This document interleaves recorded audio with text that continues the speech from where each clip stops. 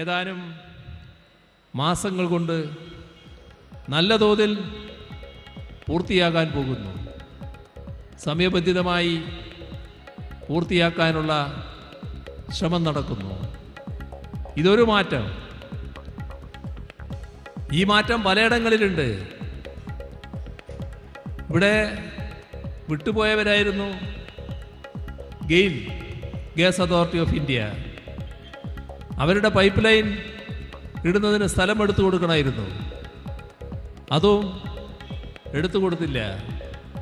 അവരും നാട് വിട്ടു. അവരെ തിരിച്ചു കൊണ്ടുവന്നു 2016 LDF സർക്കാർ. വേറൊരു ഭാഗത്ത് തീരദേശ ഹൈവേ വരുന്നു. ഈ രണ്ട് ഹൈവേക്കും 10,000 കോടി രൂപയാണ് സംസ്ഥാന സർക്കാർ മാറ്റിവെച്ചിട്ടുള്ളത്. വയനാട് ജില്ലയിലെ എല്ലാ സ്കൂളുകളും ഹൈടെക്കായി മാറി. അത്തരമൊരു പദവി നേടാൻ വയനാട് ജില്ലക്ക് കഴിഞ്ഞു. 5 ലക്ഷം കുട്ടികൾ കൊഴിഞ്ഞുപോയ സ്ഥാനത്ത് 10 ലക്ഷം പുതിയ കുട്ടികൾ നമ്മുടെ പൊതുവിദ്യാഭ്യാസ മേഖലയിൽ കടന്നു വരുന്നതിന് ഇടയാക്കിയത്. ഇത് നമ്മുടെ അനുഭവത്തിലുള്ള കാര്യമാണ്. ഇപ്പോൾ 9 വർഷം പൂർത്തിയാക്കുമ്പോൾ നമ്മുടെ കേരളത്തിലെ ഉന്നത വിദ്യാഭ്യാസ മേഖല എവിടെ നിൽക്കുന്നു? രാജ്യത്തെ ആകെ 12 യൂണിവേഴ്സിറ്റികൾ എടുത്താൽ ആ ആദ്യത്തെ 12 യൂണിവേഴ്സിറ്റികളിൽ 3 നമ്മുടെ നാട്ടിലെ യൂണിവേഴ്സിറ്റികളാണ്. രണ്ടാം പിണറായി സർക്കാർ 5ാം വർഷത്തിലേക്ക് കടക്കുന്നു. പ്രകടന പത്രികയിൽ വാഗ്ദാനം ചെയ്ത് നടപ്പാക്കിയ കാര്യങ്ങൾ വിശദീകരിച്ചും കേരളം കടന്നുപോയ കാലവും അതിജീവിച്ച പ്രതിസന്ധികളും കേന്ദ്ര സമീപനവും കേരളം പിന്നോട്ടു പോകണമെന്നാശിക്കുന്ന പ്രതിപക്ഷത്തെയും തുറന്നു കാട്ടിയാണ് മുഖ്യമന്ത്രിയുടെ ജില്ലാതല പരിപാടികൾ. ദേശീയപാതയടക്കം കേരളത്തിൽ സ്തംഭിച്ചുപോയ വികസന പദ്ധതികൾ ഏറ്റെടുത്ത് പൂർത്തീകരിക്കുന്നത് തുടർഭരണം എങ്ങനെ കേരളത്തിന് നേട്ടമായെന്ന ചോദ്യത്തിനുള്ള ഉത്തരമാണ്. പതിറ്റാണ്ടുകൾ പിന്നിട്ടിട്ടും ഇഴഞ്ഞു നീങ്ങിയവയെല്ലാം സമയബന്ധിതമായി പൂർത്തിയാക്കി. ഇന്ന് രാജ്യത്തിന് മുന്നിൽ മാതൃകാ സംസ്ഥാനമാണ് കേരളം. ഏറ്റവും മികച്ച സംസ്ഥാനമെന്ന ദേശീയ അംഗീകാരം തുടർച്ചയായി നേടിയ കാലം. വ്യവസായ സൗഹൃദത്തിൽ രാജ്യത്തെ 1-ാം നമ്പർ സംസ്ഥാനം. വിഴിഞ്ഞം പദ്ധതി ഓരോ ഘട്ടവും നിശ്ചയിച്ചതിലും മുൻപേ പൂർത്തിയാക്കി മെയ് 2-ന് രാജ്യത്തിൻ്റെ മദർ പോർട്ടായി വിഴിഞ്ഞം മാറുന്നു. പഞ്ചായത്ത് സേവനങ്ങളെല്ലാം ഓൺലൈനിൽ ലഭിക്കുന്ന കെ സ്മാർട്ട്, മികച്ച റോഡുകൾ, ആരോഗ്യ, വിദ്യാഭ്യാസ, ഉന്നത വിദ്യാഭ്യാസ, ടൂറിസം അടക്കം എല്ലാ മേഖലകളിലും മികവിൻ്റെ 10 വർഷങ്ങൾ. കേന്ദ്ര ഏജൻസികളെ കാട്ടി പ്രതിപക്ഷത്തെ വിരട്ടാൻ മോദി ഭരണം തുനിഞ്ഞിറങ്ങിയപ്പോഴും തലകുനിക്കാതെ പോരാടി വിജയിച്ച മുഖ്യമന്ത്രിയാണ് പിണറായി വിജയൻ. മുഖ്യമന്ത്രിക്കോ സർക്കാരിനോ എതിരെ ആരോപണങ്ങൾ ഉന്നയിച്ചതിനപ്പുറം ഒരിഞ്ചും മുന്നോട്ടു പോകാൻ പ്രതിപക്ഷത്തിനായിട്ടില്ല. മറ്റു സംസ്ഥാനങ്ങൾക്ക് മാതൃകയായ ഭരണാധികാരിയായി പിണറായി നിൽക്കുകയാണ്. ക്യാപ്റ്റനായി സർക്കാരിനെയും കേരളത്തെയും നയിച്ച് പിണറായി വിജയൻ. ഈ ഭരണകാലത്ത് അതിദരിദ്രർ ഇല്ലാത്ത നാടായി കേരളം മാറിക്കൊണ്ടിരിക്കുകയാണ്. ഏറ്റവും മികച്ച ക്ഷേമ പെൻഷൻ നൽകുന്നു. പൊതുമേഖലാ വ്യവസായത്തിനും പരമ്പരാഗത വ്യവസായത്തിനും മികച്ച കാലം. സർക്കാർ ഏറ്റെടുത്ത് വിജയകരമായി മുന്നോട്ട് കൊണ്ടുപോകുന്ന സുപ്രധാന പദ്ധതികളും ഒന്നിലും പ്രതിപക്ഷത്തിന് തർക്കമുന്നയിക്കാനോ ബദൽ അവതരിപ്പിക്കാനോ കഴിഞ്ഞിട്ടേയില്ല. വിജയവഴിയിൽ ജനകീയ സർക്കാർ ഈ ചർച്ചയിൽ ഇന്ന് പങ്കെടുക്കുന്നത് വി കെ സനോജ്, ഡിവൈഎഫ്ഐ സംസ്ഥാന secretary, advocate Vasanth Cyriac, Congress, doctor Premkumar, രാഷ്ട്രീയ നിരീക്ഷകൻ. സനോജ്, ഈ സർക്കാർ 4 വർഷം പൂർത്തിയാക്കി 5ാം വർഷത്തിലേക്ക് കടക്കുന്ന ഒരു ഘട്ടത്തിൽ ഈ സർക്കാർ ഇടതുപക്ഷ ജനാധിപത്യ മുന്നണിക്ക് രാഷ്ട്രീയമായി നൽകുന്ന ഒരു ആത്മവിശ്വാസം എത്രമാത്രമുണ്ട്? 2016 കഴിഞ്ഞ 2021 വലിയ തരത്തിലുള്ള ഒരു രാഷ്ട്രീയ വിവാദത്തിൻ്റെയും ഒക്കെ ഒരു പശ്ചാത്തലത്തിൽ നിന്നുകൊണ്ടാണ് തെരഞ്ഞെടുപ്പിലേക്ക് അന്ന് ഇടതുമുന്നണി പോയത്. അത് കഴിഞ്ഞ് തുടർഭരണത്തിലേക്ക് വന്നു. ഇപ്പോൾ 4 വർഷം കഴിഞ്ഞ് 5ാം വർഷത്തിലേക്ക് പോകുന്നു. ഇടതുപക്ഷ ജനാധിപത്യ മുന്നണിക്ക് ഈ സർക്കാർ നൽകുന്ന ആത്മവിശ്വാസം എത്രമാത്രമുണ്ട്? ഇടതുപക്ഷ ജനാധിപത്യ മുന്നണിക്ക് മാത്രമല്ല, കേരളത്തിനാകെ ഈ ഗവൺമെൻറ് വലിയ ആത്മവിശ്വാസം തന്നെയാണ് പകർന്നു നൽകുന്നത്. സംസ്ഥാന ഗവൺമെൻറ് 4ാം വാർഷികം ആഘോഷിക്കുകയാണ്. 4ാം വാർഷികം എന്ന് പറയുമ്പോൾ തുടർഭരണത്തിൻ്റെ 9ാം വർഷം കൂടി ആഘോഷിക്കുകയാണ്. അതിലിപ്പം പ്രധാനമായിട്ടും 1957 ലോകത്തിന് തന്നെ അത്ഭുതമായിട്ടുള്ള നിലയിലാണ് നമ്മുടെ കേരളത്തിൽ ഒരു കമ്മ്യൂണിസ്റ്റ് പാർട്ടി അധികാരത്തിൽ വരുന്നത്. അപ്പോൾ കമ്മ്യൂണിസ്റ്റ് പാർട്ടി അധികാരത്തിൽ വന്നാൽ ആ പരിമിതികൾക്ക് അകത്ത് നിന്നുകൊണ്ട് എന്തൊക്കെ കാര്യങ്ങൾ ചെയ്യാൻ വേണ്ടി കഴിയും എന്നതിന് ലോകത്തിന് തന്നെ ഒരു മാതൃക തീർത്തുകൊണ്ടാണ് ഒന്നാമത് EMS ഗവൺമെൻറ് ഇടതുപക്ഷ ഭരണത്തിൻ്റെ ഒരു ബദൽ ഇവിടെ അവതരിപ്പിച്ചത്. അതിനെ തുടർന്ന് വ്യത്യസ്തങ്ങളായ ഘട്ടത്തിൽ നമുക്ക് അധികാരം കിട്ടിയ സന്ദർഭത്തിലെല്ലാം ജനങ്ങളെ ചേർത്ത് പിടിച്ചുകൊണ്ട് ജനങ്ങൾക്ക് വേണ്ടിയിട്ടുള്ള വികസന പ്രവർത്തനങ്ങൾ ഈ മുതലാളിത്ത സാമൂഹ്യ വ്യവസ്ഥക്കകത്തു നിന്നുകൊണ്ട് എങ്ങനെ നടപ്പാക്കാം എന്നതാണ് ഇടതുപക്ഷ ജനാധിപത്യ മുന്നണി ഈ നാട്ടിന് കാണിച്ചു കൊടുത്തത്. ഇപ്പോഴിത് 4ാം വർഷത്തിലേക്ക് കടക്കുന്ന സന്ദർഭത്തിൽ കൂടുതൽ ഒരു കാര്യം മനസ്സിലാക്കേണ്ടത് 9 വർഷത്തിലേക്ക് പോകുന്ന സന്ദർഭത്തിൽ ജനങ്ങൾക്കിടയിൽ നിന്ന് ആവേശകരമായ ഇന്നലകളിൽ ഇടതുപക്ഷ രാഷ്ട്രീയത്തെ പിന്തുണക്കാത്ത ആളുകൾ പോലും ഇടതുപക്ഷത്തിൻ്റെ ഈ വികസന പ്രവർത്തനത്തെ ഇടതുപക്ഷം എങ്ങനെയാണ് ഒരു പ്രതിസന്ധി കാലത്തെ അഭിസംബോധന ചെയ്തുകൊണ്ടിരിക്കുന്നത്, ഓരോ പ്രതിസന്ധി ഉണ്ടാവുന്ന സന്ദർഭത്തിലും ആ പ്രതിസന്ധിയെല്ലാം എങ്ങനെ അഭിസംബോധന ചെയ്ത് മുന്നോട്ട് പോകുന്നു എന്നത് വളരെ പ്രതീക്ഷയോടുകൂടി വളരെ അഭിമാനത്തോടു കൂടിയിട്ടാണ് ഈ കേരളത്തിൻ്റെ ഈ മുന്നേറ്റത്തെ ഇവർ എല്ലാ വിഭാഗം ആളുകളും നോക്കിക്കാണുന്നത്. അതുകൊണ്ട് എതിർപ്പുകൾ കാര്യമായ നിലയിൽ പ്രതിപക്ഷത്തിന് ഉന്നയിക്കാൻ വേണ്ടി കഴിയുന്നില്ല. പ്രതിപക്ഷം എന്ന് പറഞ്ഞാൽ ഇപ്പോൾ ഒരുപാട് കാര്യങ്ങളിങ്ങനെ എതിർപ്പിൻ്റെ രൂപത്തിലൊക്കെ അവതരിപ്പിക്കുന്നുണ്ടെങ്കിലും അതൊന്നും ജനങ്ങൾക്കിടയിൽ വിശ്വാസമുണ്ടാക്കാനോ ജനങ്ങളെ ഇടതുപക്ഷ ഗവൺമെൻറ്റിനെതിരായി എന്തെങ്കിലും തരത്തിൽ അണിനിരത്താനോ കഴിയുന്നില്ല എന്നാണ് നമുക്ക് കാണാൻ വേണ്ടി കഴിയുക. സാധാരണ നിലയിൽ ഒരു ഗവൺമെൻറ് ഇത്രയും വർഷം തുടർച്ചയായി ഭരിക്കുമ്പോഴുണ്ടാവുന്ന സ്വാഭാവികമായിട്ടുള്ള ചില പ്രയാസങ്ങളും പ്രശ്നങ്ങളൊക്കെ ഉണ്ടാവും. പക്ഷേ ഇവിടെ അത്തരം കാര്യങ്ങൾ പോലും ചൂണ്ടിക്കാണിക്കാൻ കഴിയാത്ത രൂപത്തിൽ ഈ പ്രതിസന്ധികളെല്ലാം അഡ്രസ്സ് ചെയ്യാൻ, ഈ പ്രശ്നങ്ങളെല്ലാം അഡ്രസ്സ് ചെയ്യാൻ ഗവൺമെൻറ് കഴിയുന്നു എന്നുള്ളതാണ് ഏറ്റവും പ്രധാനപ്പെട്ട കാര്യം. ലോകത്തിന് മുന്നിൽ ഒരുപാട് നേട്ടങ്ങൾ കൈവരിച്ച ഒരു നാടായിട്ട് നമ്മുടെ നാട് മാറുന്നു. ഇന്ത്യയിൽ മാത്രമല്ല, ലോകത്തിന് മുന്നിലാണ്. അപ്പോൾ എങ്ങനെയാണ് ലോകത്തിന് മുന്നിൽ ഇത്രയേറെ നേട്ടങ്ങൾ കൈവരിക്കാനും വേണ്ടി കഴിയുന്നത്? അത് നമ്മുടെ ഇടതുപക്ഷ ജനാധിപത്യ മുന്നണി ഗവൺമെൻറ് ഒരു കാഴ്ചപ്പാടാണ്. ആ കാഴ്ചപ്പാട് ജനങ്ങൾ തിരഞ്ഞെടുത്ത ജനങ്ങളുടെ വിശ്വാസ്യത അത് സംരക്ഷിച്ചുകൊണ്ട് ശക്തമായി മുന്നോട്ട് കൊണ്ടുപോകാൻ കഴിയുന്നുണ്ട്. ഇപ്പോൾ നീതി ആയോഗിൻ്റെ സുസ്ഥിര വികസന സൂചികയിൽ നമ്മുടെ സംസ്ഥാന ഗവൺമെൻറ് നമ്മുടെ കേരളം 1ാം സ്ഥാനത്ത് എത്തി നിൽക്കുകയാണ്. ഇപ്പോൾ ദേശീയ തലത്തിൽ ശിശുമരണ നിരക്കുകൾ നോക്കിക്കഴിഞ്ഞാൽ വളരെ അഭിമാനകരമായിട്ടുള്ള നേട്ടത്തിൽ നമ്മളുണ്ട്. ലോകത്തിലെ വൻകിട മുതലാളിത്ത രാജ്യങ്ങളുടെ ജീവിതാവസ്ഥയോട് കിടപിടിക്കാൻ വേണ്ടി കഴിയുന്ന, അതിനേക്കാൾ മെച്ചപ്പെട്ട ജീവിത സൗകര്യങ്ങൾ പ്രദാനം ചെയ്യാൻ വേണ്ടി കഴിയുന്ന ഒരു നിലയിലേക്ക് നമ്മുടെ നാട് മാറിയിട്ടുണ്ട്. പബ്ലിക് അഫയേഴ്സ് സൂചികയിൽ നമുക്ക് 1ാം സ്ഥാനത്ത് എത്താൻ വേണ്ടി കഴിയുന്നു. കേന്ദ്ര വിദ്യാഭ്യാസ മന്ത്രാലയത്തിൻ്റെ ശ്രേഷ്ഠതാ സൂചികയിൽ നമുക്ക് നമ്മുടെ സംസ്ഥാനത്തിന് 1ാം സ്ഥാനത്ത് എത്താൻ വേണ്ടി കഴിയുന്നു. ഇങ്ങനെ ദാരിദ്ര്യം ഏറ്റവും കുറഞ്ഞ സംസ്ഥാനമായിട്ട് നമ്മുടെ സംസ്ഥാനം മാറുന്നു. ദാരിദ്ര്യ നിർമ്മാർജ്ജനം അതുമായി ബന്ധപ്പെട്ട കൃത്യമായ പദ്ധതികൾ ആവിഷ്കരിച്ച് അത് പ്രയോഗത്തിൽ വരുത്തിയിട്ടൊരു നാടായിട്ട് നമ്മുടെ നാട് മാറുന്നു. വീടില്ലാത്ത ലക്ഷക്കണക്കിന് ആളുകൾക്ക് വീട് കൊടുത്തു. 5 ലക്ഷത്തോളം ആളുകൾക്ക് ലൈഫ് പദ്ധതി പ്രകാരം വീട് നിർമ്മിച്ചു കൊടുത്ത ഒരു ഗവൺമെൻറ്റാണ് ഈ ഗവൺമെൻറ്. ഈ രാജ്യത്തെ മറ്റേത് സംസ്ഥാനത്തിന് ഇങ്ങനെയുള്ള നേട്ടങ്ങൾ അവകാശപ്പെടാൻ വേണ്ടി കഴിയുമെന്ന് ചോദിച്ചാൽ ഇല്ല എന്നാണ് ഉത്തരം. ഏറ്റവും സാധാരണക്കാരായിട്ടുള്ള ഗ്രാമീണ ജനതയുടെ ഉന്നമനത്തിന് വേണ്ടിയിട്ടുള്ള ഈ തൊഴിലുറപ്പ് പദ്ധതി, ആ തൊഴിലുറപ്പ് പദ്ധതിയിൽപ്പെട്ട ആളുകൾക്ക് പെൻഷൻ ഏർപ്പെടുത്താൻ, അതുമായി ബന്ധപ്പെട്ട ക്ഷേമനിധി കാര്യങ്ങൾ കൈകാര്യം ചെയ്യാൻ ധൈര്യം കാണിച്ച ഇന്ത്യയിലെ ഏക ഗവൺമെൻറ് ഇടതുപക്ഷ ജനാധിപത്യ ഗവൺമെൻറ്റാണ്. ഇങ്ങനെ നേട്ടങ്ങളുടെ പട്ടിക നോക്കിക്കഴിഞ്ഞാൽ നമുക്ക് പറഞ്ഞാൽ തീരാത്തത്രയും നേട്ടങ്ങൾ ഈ ഗവൺമെൻറ് ഭാഗത്ത് നിന്ന് ഉണ്ടാക്കാൻ വേണ്ടി കഴിഞ്ഞു. അതുകൊണ്ട് തന്നെ പ്രതിപക്ഷം മുന്നോട്ട് വെക്കുന്ന ഓരോ ആരോപണത്തെയും ജനങ്ങൾ പുറങ്കാലുകൊണ്ട് ചവിട്ടി മാറ്റുന്ന കാഴ്ച നമുക്ക് കാണാൻ വേണ്ടി കഴിഞ്ഞത്. അതുകൊണ്ട് എന്തെല്ലാം തരത്തിലുള്ള അപവാദ പ്രചരണങ്ങൾ ഉണ്ടായിക്കഴിഞ്ഞാലും അതിനെയെല്ലാം അതിജീവിച്ച് ശക്തമായ ഗവൺമെൻറ്റിനെ മുന്നോട്ട് നയിക്കുകയാണ് കേരളത്തിലെ ജനങ്ങളാകെ ഒരുമിച്ച് നിന്നുകൊണ്ട് എന്ന് നമുക്ക് കാണാൻ പറ്റും. നമുക്ക് ഏതായാലും ഇനി പ്രതിപക്ഷവാദം കൂടി ഒന്ന് നോക്കാം, കേൾക്കാം. അഡ്വക്കേറ്റ് വസന്ത് സിറിയക്, താങ്കളിലേക്കാണ്. വസന്ത്, ഇതിലൊരു പ്രധാനപ്പെട്ട കാര്യം, ഞാൻ ഈ സർക്കാരിന് തുടർ ഭരണമാണ്, അതേക്കുറിച്ച് പറയുമ്പോൾ സ്വാഭാവികമായി നമ്മൾ താരതമ്യം ചെയ്യേണ്ടതുണ്ട്. നേരത്തെ ഇതിനു മുമ്പ് UDF-നെ സംബന്ധിച്ച്, കോൺഗ്രസിനെ സംബന്ധിച്ച് ലീഡർ കെ കരുണാകരൻ്റെ കാലം, AK ആൻ്റണിയുടെ കാലം, ഉമ്മൻചാണ്ടിയുടെ ഭരണം, ഇതെല്ലാം സംഭവിച്ചിട്ടുണ്ട്. ഈ സർക്കാരുകൾ എടുത്തു നോക്കൂ. ഈ സർക്കാരുകൾ അതിൻ്റെ കാലാവധി പൂർത്തിയാക്കുമ്പോഴേക്കും തന്നെ അസാമാന്യമായ നിലയിലുള്ള വലിയ ആക്ഷേപങ്ങൾ ഒന്നുകിൽ പാർട്ടിക്കകത്തു നിന്ന്, മുന്നണിക്കകത്തു നിന്ന്, അതുപോലെ തന്നെ ജനങ്ങളിൽ നിന്ന് അപ്പോഴൊക്കെ ഉയരുന്നൊരു സാധനമുണ്ട്. അതായത് ഈ പ്രതിച്ഛായ നഷ്ടപ്പെട്ടിരിക്കുന്നു സർക്കാരിൻ്റെ, കോൺഗ്രസിനകത്ത്. അങ്ങനെ തമ്മിലടിച്ചും പരസ്പരം ആരോപണങ്ങൾ ഉന്നയിച്ചും ഒക്കെയാണ് ഈ സർക്കാരുകളൊക്കെയും അതിൻ്റെ അവസാന ഘട്ടത്തിലെത്തുന്നത്. നമ്മുടെ ഓർമ്മയെ കുറച്ച് പുറകോട്ട് കൊണ്ടുപോയാൽ 2016 പിണറായി അധികാരത്തിലെത്തുന്നതിന് തൊട്ടു മുമ്പുണ്ടായിരുന്ന ഉമ്മൻചാണ്ടി സർക്കാർ 2011 മുതൽ 16 വരെ ആ സർക്കാർ കാലാവധി പൂർത്തിയാക്കുമ്പോൾ എന്തായിരുന്നു അവസ്ഥ? ഏറ്റവും വലിയ ആക്ഷേപങ്ങൾ നേരിട്ട ഒരു സർക്കാരായിരുന്നില്ലേ? അന്ന് ഏറ്റവും ശക്തമായ നിലയിൽ ആ സർക്കാരിൻ്റെ അഴിമതിയുടെയും മറ്റും പശ്ചാത്തലത്തിൽ വിമർശിച്ച ഒരാൾ ഇന്ന് കേരളത്തിൻ്റെ പ്രതിപക്ഷ നേതാവാണ്. സാന്ദർഭികമായി പറഞ്ഞുവെന്ന് മാത്രം. മറുഭാഗത്ത് നോക്കൂ, ഈ തുടർഭരണത്തിൽ ഇപ്പോൾ മുഖ്യമന്ത്രി തന്നെ കേരളത്തിലെ എല്ലാ ജില്ലകളിലും പോയി സംസാരിക്കുകയാണ്. ഈ സർക്കാരിനെ ഒരു തരത്തിലും തുടർഭരണത്തിൻ്റെ ആലസ്യം ബാധിച്ചിട്ടില്ല എന്ന് മാത്രമല്ല, വളരെ ശക്തമായി തന്നെ പറഞ്ഞുറപ്പ് കൊടുത്ത കാര്യങ്ങൾ പൂർത്തീകരിക്കുന്നു എന്ന് ജനങ്ങളോട് വിശദീകരിച്ചു കൊണ്ടിരിക്കുന്നു. ചെയ്തത് ഇതാണ്. നിങ്ങളാരും ഇതുവരെ ആ പ്രോഗ്രസ് കാർഡിനെ ഡിസ്പ്യൂട്ട് ചെയ്തിട്ടില്ല. ആ നിലയിൽ എല്ലാ വർഷവും അവതരിപ്പിക്കുന്നു, ഇപ്പോഴും അവതരിപ്പിച്ചിരിക്കുന്നു.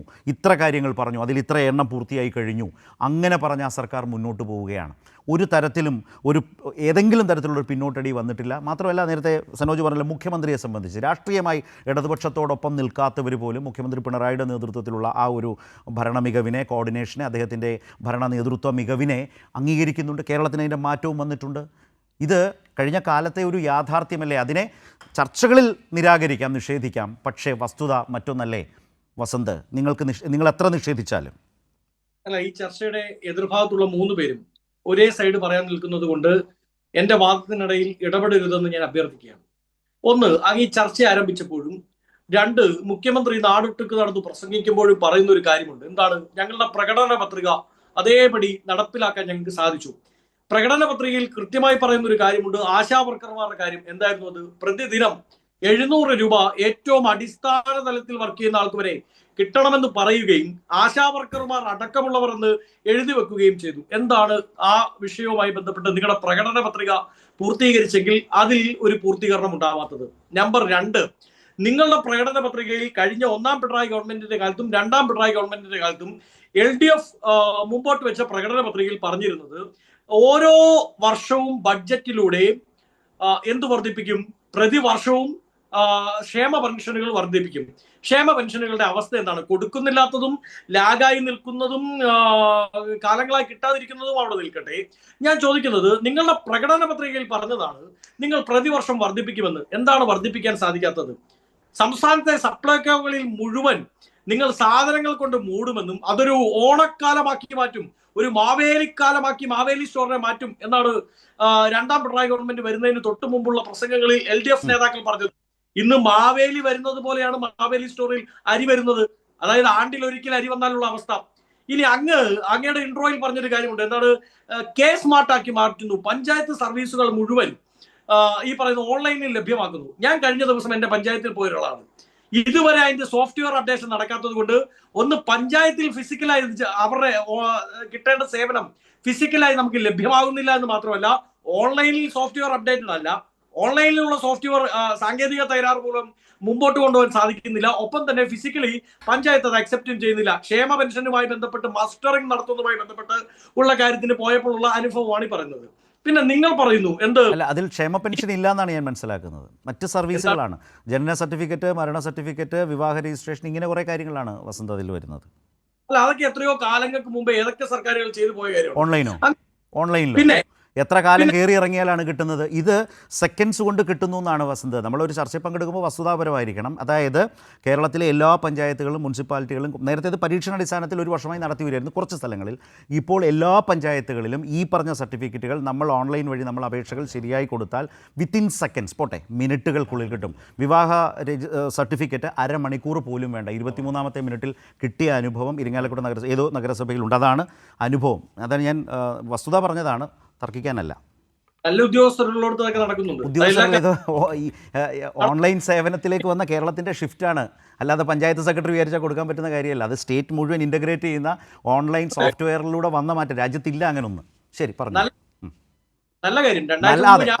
അത് എനിക്ക് ഇഷ്ടപ്പെട്ടു. നല്ല കാര്യം. ഓക്കെ, ബാക്കി പറഞ്ഞു. പഞ്ചായത്തിന്റെ പേര് കൂടെ ഞാൻ വേണമെങ്കിൽ പറയാം. അല്ല, ഞാൻ ഈ പറഞ്ഞതിൽ ഏതെങ്കിലും ആണോ?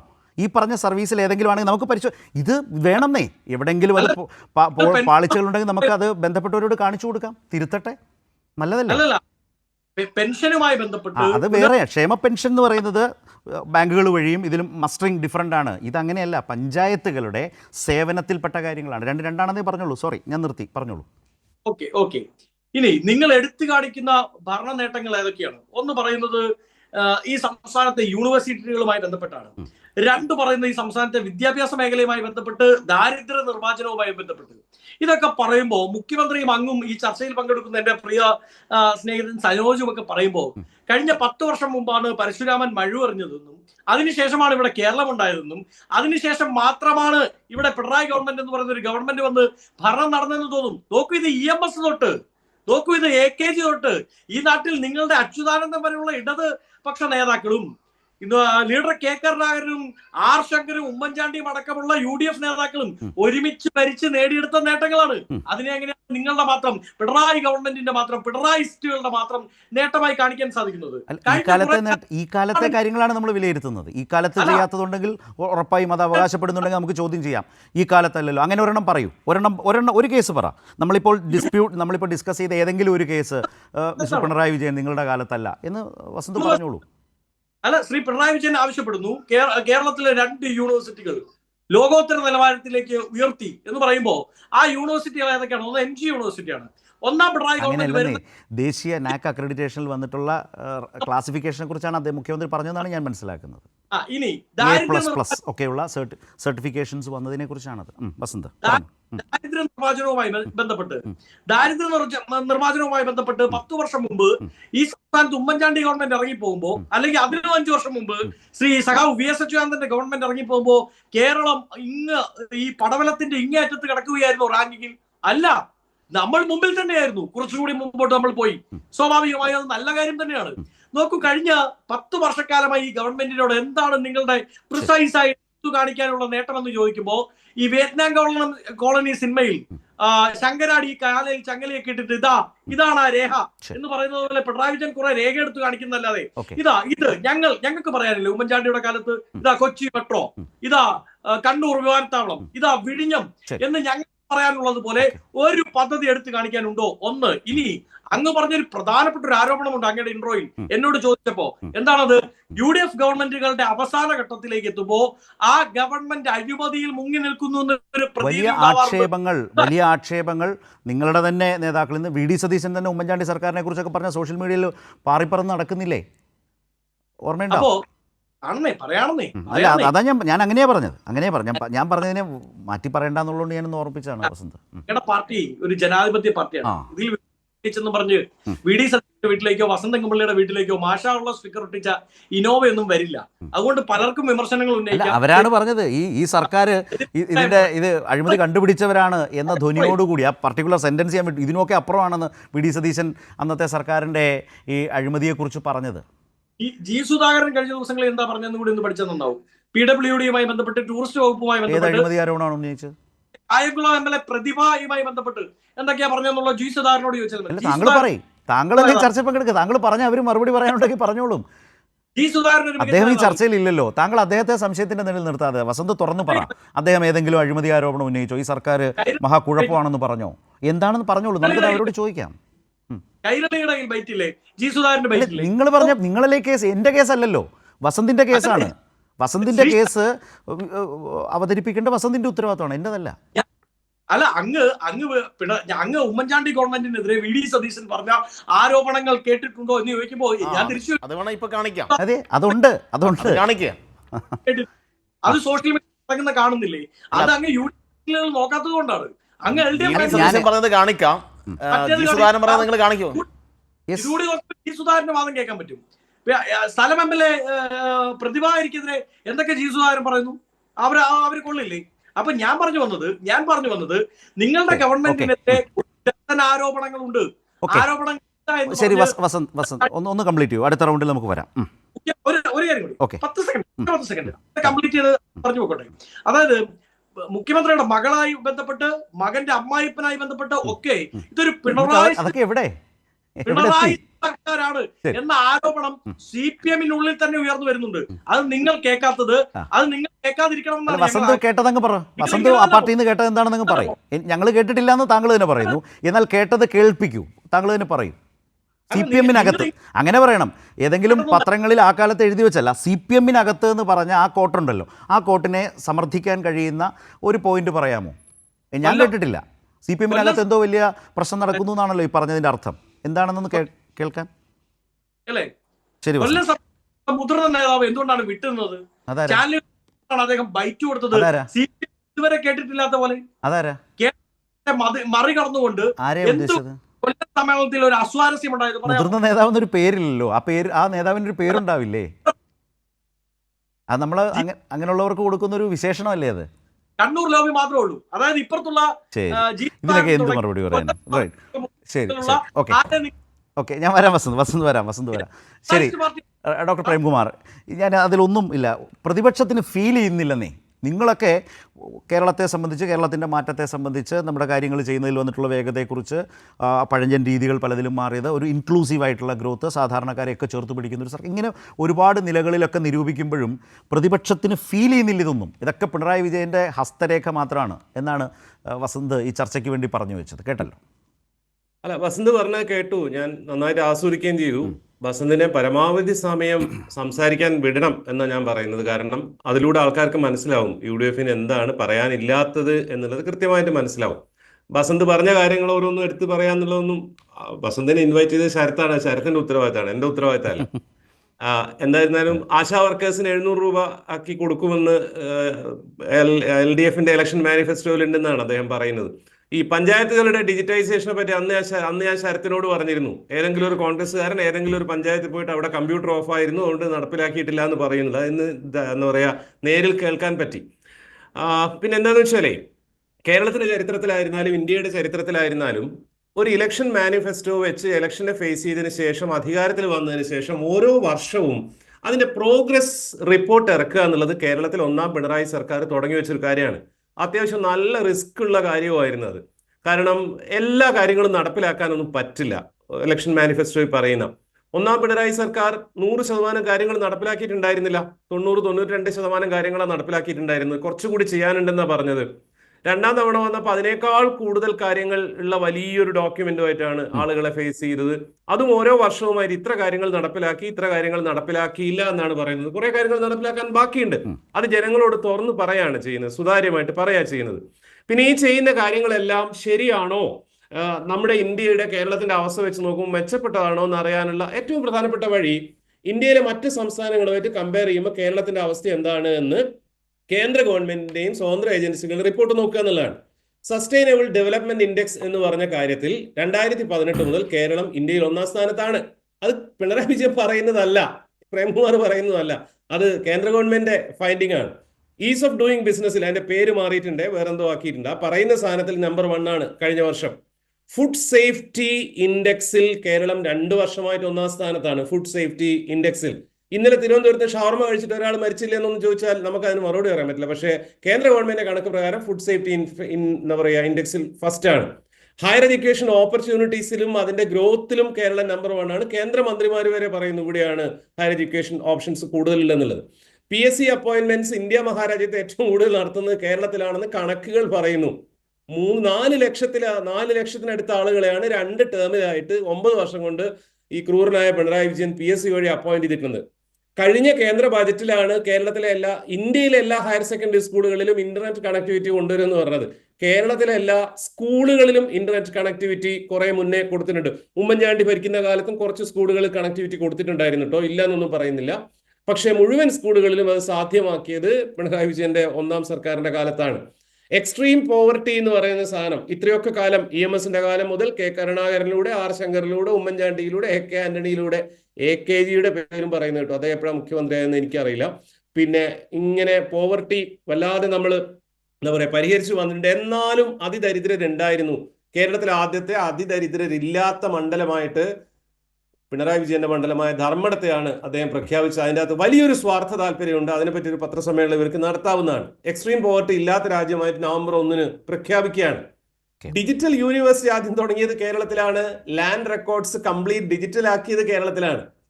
100% ഇ സ്റ്റാമ്പിംഗ് നമ്മുടെ നാട്ടിലാണ്. KSMART നമ്മുടെ നാട്ടിലാണ് വന്നിട്ടുള്ളത്.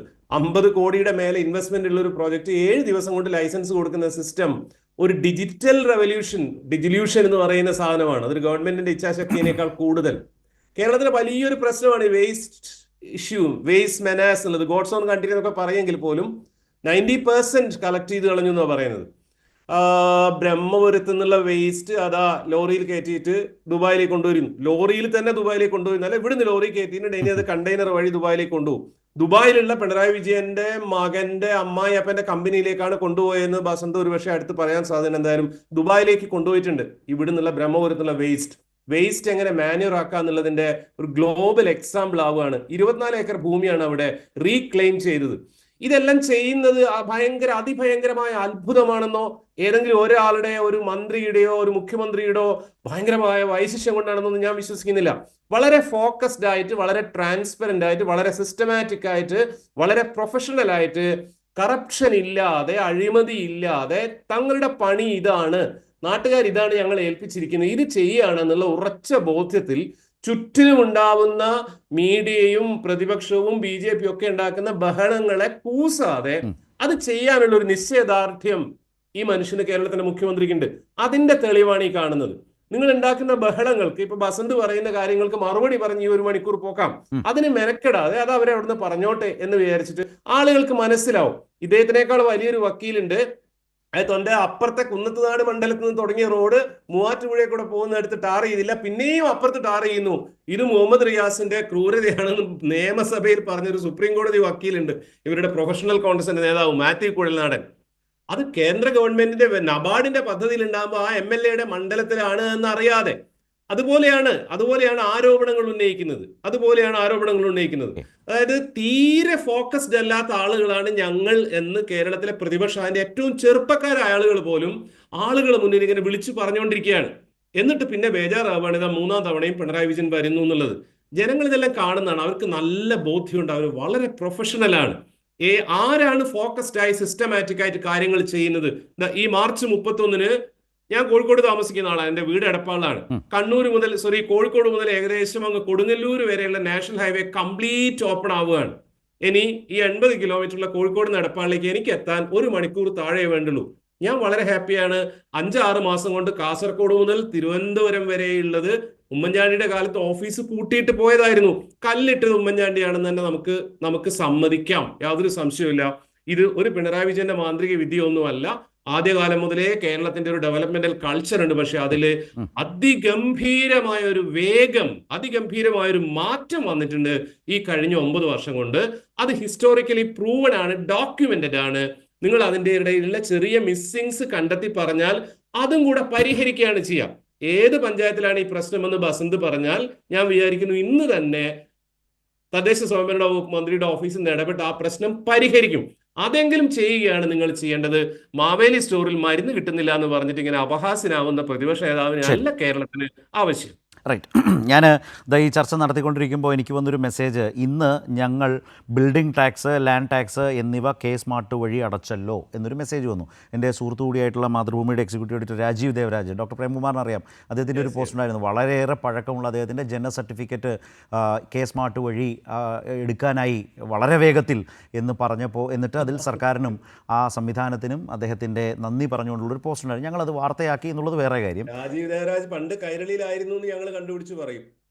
കണ്ടുപിടിക്കാനൊന്നുമില്ല, അത് വസ്തുതയാണല്ലോ. അങ്ങനെ ഞാൻ നല്ല അർത്ഥത്തിലെടുത്തു. അതിലെ കൊനിഷ്ടാണ് പ്രേംകുമാർ കണ്ടുപിടിച്ചത്. ഞാൻ സ്ട്രെയിറ്റ് ആയിട്ട് പറയാൻ ശ്രമിച്ചതാണ്. സോറി. അതെ അത് നോക്കും, എന്തോ ആവട്ടെ.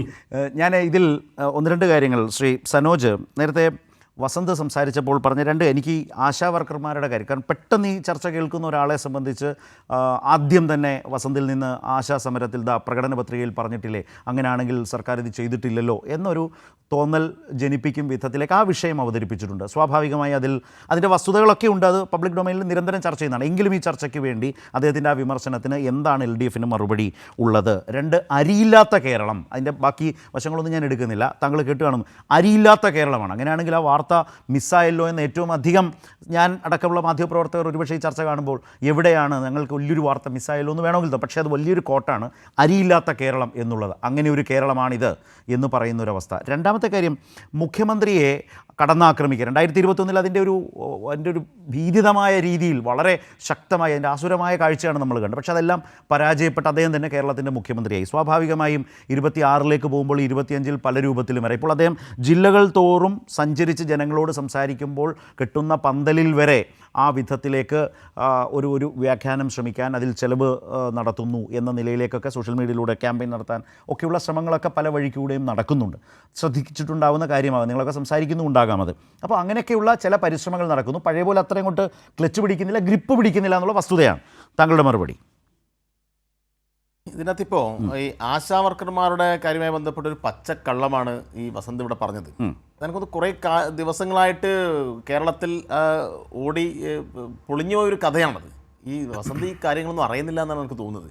ഇപ്പോൾ ആശാവർക്കർമാരുടെ സമരവുമായി ബന്ധപ്പെട്ട് പലരും ഇവിടെ പറഞ്ഞത് ഇടതുപക്ഷ ജനാധിപത്യ മുന്നണി ഗവൺമെൻറ് ആശാവർക്കർമാരെ പറഞ്ഞു പറ്റിച്ചിരിക്കുന്നു, അവിടെ പ്രകടന പത്രികയിൽ ഇത്ര രൂപ കൊടുക്കുമെന്ന് പറഞ്ഞിരുന്നു, ആ പ്രകടന പത്രിക അടിസ്ഥാനപ്പെടുത്തിയിട്ടാണ് സമരം എന്നൊക്കെയുള്ള വലിയ വ്യാഖ്യാനം അവിടെ ഉണ്ടായിരുന്നു. പക്ഷേ ജനങ്ങൾ അത് തള്ളിക്കളഞ്ഞ സമരമാണ്. മാത്രമല്ല ഇടതുപക്ഷത്തിൻ്റെ പ്രകടന പത്രിക എന്ന് പറഞ്ഞാൽ രഹസ്യരേഖയൊന്നുമില്ല. ഞാനിപ്പോൾ അത് വായിച്ചു തരാം. അപ്പോൾ 891 ഭാഗത്ത് പറയുന്നത് അംഗൻവാടി ജീവനക്കാർ, ആശാവർക്കർമാർ, സ്കൂൾ പാചക തൊഴിലാളികൾ തുടങ്ങിയ സ്കീം വർക്കേഴ്സിൻ്റെയും പഞ്ചായത്തുകളിലെ പാലിയേറ്റീവ് നഴ്സുമാരുടെയും കുടുംബശ്രീ ജീവനക്കാരുടെയും സ്കൂളുകളിലെയും പഞ്ചായത്തുകളെയും counsellors, resource persons, pre primary teachers എന്നിവരുടെ ഓണറേറിയം ഇടതുപക്ഷ സർക്കാർ ഗണ്യമായി ഉയർത്തുകയുണ്ടായി. ഈ സമീപനം ശക്തിപ്പെടുത്തും എന്നാണ് പറയുന്നത്. ശക്തിപ്പെടുത്തില്ല എന്ന് പറഞ്ഞിട്ടില്ലല്ലോ. ഉമ്മൻചാണ്ടി ഭരിക്കുന്ന സമയത്ത് 1000 രൂപ അല്ലേ ഇടതുപക്ഷം എത്രയാണ് വർദ്ധിപ്പിച്ചത്?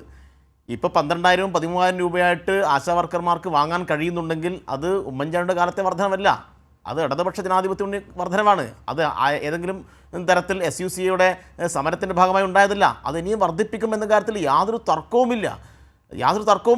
1600 രൂപ സാധാരണക്കാരൻ്റെ പെൻഷൻ വർദ്ധിപ്പിച്ചത് ആരാണ്? ഏത് നിലയിലാണ്? അപ്പോൾ അതുപോലെ ആ 1600 2500 ആക്കുമെന്ന് പറഞ്ഞിട്ടുണ്ട്. ആ 2500 ആക്കാൻ ആവശ്യമായിട്ടുള്ള ശക്തമായ നിലപാട് തന്നെ സ്വീകരിക്കും. അത് സ്വീകരിക്കാൻ ഇടയാവുന്ന തരത്തിലേക്ക് കേരളം മുന്നോട്ട് പോകുമ്പോൾ തടസ്സമായി നിൽക്കുന്നത് കേന്ദ്ര ഗവൺമെൻറ്റിൻ്റെ സമീപനമാണ്. ആ സമീപനത്തെ വസന്ത് സിറിയക്കിൻ്റെ പാർട്ടിയും കാണുന്നില്ല എന്നാണ് ഇപ്പോൾ ജനങ്ങൾ ചർച്ച ചെയ്തുകൊണ്ടിരിക്കുന്ന ഒരു കാര്യം. ഇവിടെ പറഞ്ഞല്ലോ ചില കാര്യങ്ങൾ. ഇന്ന് വിയറ്റ്നാം കോളനി സിനിമയിലെ കൈരേഖ എന്നൊക്കെയാണ് പറയുന്നത്. എന്താ യഥാർത്ഥം എന്താ? ഞാൻ വസന്ത് സിറിയക്കിനെ വെല്ലുവിളിക്കുകയാണ്. പിണറായി വിജയൻ ഈ കൈരേഖ ഉയർത്തിയിട്ട് അല്ലെങ്കിൽ ഇല്ലാത്തൊരു രേഖ ഉയർത്തിയിട്ട് ഇവിടെ അവതരിപ്പിച്ച വികസന കാര്യം എന്താണ്? ഒരു കാര്യം പറഞ്ഞാൽ മതി. ഇല്ലാത്ത ഒരു വികസനം ഞാൻ നടപ്പാക്കിയെന്ന് പിണറായി വിജയൻ പൊതുസമൂഹത്തിൽ പറഞ്ഞിട്ടുണ്ടോ? അദ്ദേഹം ഏതെങ്കിലും പ്രസംഗത്തിൽ പറഞ്ഞിട്ടുണ്ടെങ്കിൽ ആ കാര്യം ഇപ്പോൾ വസന്ത് സിറിയക്ക് വ്യക്തമാക്കണം. ഞാൻ വെല്ലുവിളി ചോദിക്കുകയാണ്. ഇവിടെ എന്താ യാഥാർത്ഥ്യം എന്താണ്? ഇപ്പോൾ എന്തെല്ലാം വികസന കാര്യങ്ങൾ, ഞാൻ എല്ലാ കാര്യം പറഞ്ഞെന്ന് ഈ ചർച്ച തീരില്ല. ഞാനൊരു കാര്യം ചോദിച്ചോട്ടെ. ഈ രാജ്യത്ത് ആദ്യമായിട്ട് സൂപ്പർ ഫാബ് ലാബ് എവിടെയാണ്? നമ്മുടെ ഈ കേരളത്തിലാണ്. നേട്ടങ്ങളുടെ പട്ടിക നോക്കിയാൽ ആദ്യത്തെ ഡിജിറ്റൽ യൂണിവേഴ്സിറ്റി നമ്മുടെ ഈ കേരളത്തിലാണ്. ആദ്യത്തെ ഗ്രാഫീൻ സെൻറ്റർ അത് ഈ കേരളത്തിലാണ്. ഡിജിറ്റൽ സയൻസ് പാർക്ക് ഈ കേരളത്തിലാണ്. ആദ്യത്തെ വാട്ടർ മെട്രോ അത് നമ്മുടെ കേരളത്തിലാണ്. ഇതെല്ലാം കൈരേഖയാണോ? മറ്റേ ശങ്കരാടി കാണിച്ച പോലെ പിണറായി വിജയൻ ഇങ്ങനെ കാണിക്കുന്നതാണോ?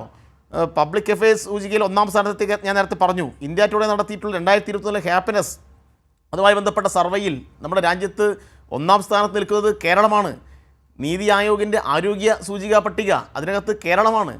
അപ്പോൾ ഇത്രയേറെ നേട്ടങ്ങൾ ഉണ്ടാവുന്ന ഘട്ടത്തിൽ ഈ നേട്ടങ്ങളെക്കുറിച്ച് എന്തെങ്കിലും തരത്തിൽ അതിനെ ഗണ്ണിക്കാൻ കഴിയുന്നതിന് പകരം അതിനെക്കുറിച്ചൊന്നും പറയുന്നില്ല. ഇതെല്ലാം തട്ടിപ്പാണ് എന്ന് ഒറ്റ വാക്കിൽ പറഞ്ഞ് അവസാനിപ്പിക്കുകയാണ്. ഞാനൊരു കാര്യം ചോദിക്കാം. 5580 കോടി രൂപ കൊടുത്തു എന്തിന്? ദേശീയപാതയ്ക്ക് ഭൂമി ഏറ്റെടുക്കാൻ വേണ്ടിയിട്ട്. ഇവരുടെ നേതാവ് ഉമ്മൻചാണ്ടി ഭരിക്കുമ്പോൾ ഇവിടെ ഒന്നും നടക്കില്ല എന്ന് പറഞ്ഞ് ദേശീയപാത അതോറിറ്റി ഓഫീസും പൂട്ടി താക്കോലും എടുത്തിട്ട് വണ്ടി കയറാൻ പോയതാണ്. ഭാഗ്യവശാൽ അന്ന് കേരളത്തിൻ്റെ ഭരണം മാറി. മുഖ്യമന്ത്രി അവരെ തിരിച്ചു വിളിച്ചു.